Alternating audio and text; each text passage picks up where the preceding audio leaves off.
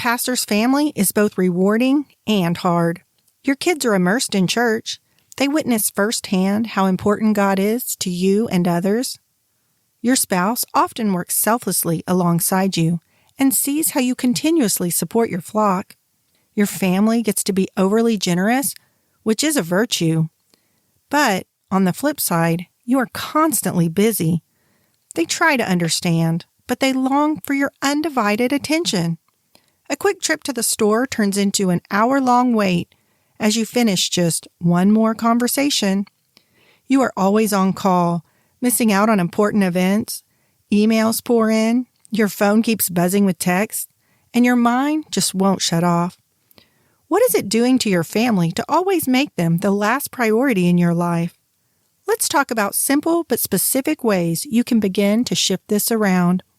Find the full transcript for this episode and more resources for pastors at pastoringfromwholeness.com/2. You are listening to Pastoring from Wholeness with your host, Reese Long, helping pastors like you address burnout, make family and self-care sacred, and manage time so you can lead from a place of wholeness. One of the best gifts you can give your family is your undivided attention. Stop checking emails in their presence.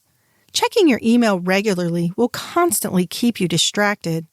Remember when you had a few really important things on your to-do list, but they didn't get finished because your email kept presenting more pressing issues? It was frustrating to you, and it is super annoying to your family too. Also, that habit doesn't set a good example for your kids. Don't get me wrong, I'm not advising you to ignore your email always. Rather, set 3 to 5 specific times each day that you will check your email. In the morning, after lunch, at the end of your workday. Notice, I don't suggest night times. You'll be amazed how those things can wait if you put them in their proper place. Pastors can turn off their phones. I know, sounds crazy, right? In our time and culture, can professional people really turn off their phones? Yes, to preserve sanity, absolutely. Turning off your phone during certain times with your family sends a clear message that they are the most important thing right now, and nothing is going to take you away for this period of time. Let them see you turn your phone off. It doesn't have to be all evening, just for a few key moments that will have the most impact. If you don't want to turn off your phone, leave it in a room away from family time with the ringer off or put on the Do Not Disturb function. But be sure to do the same with your smartwatch too, if you have one. Do you realize how distracted you are by your smartphone? I'll admit, there are times when I'm talking to one of my children and a text comes in. While they're in mid-sentence, I look down at my phone and my mind has left the conversation. I might be able to repeat what they just said, but my emotions and thoughts are no longer with them, and they feel that. On the other hand, I always realize it when my husband looks at his phone while we're having coffee on the porch. When you do this with your family, you unknowingly tell them they are not as important as the message that just came in. I know, that's not how you feel, but you have to own up to the fact that actions speak loudly.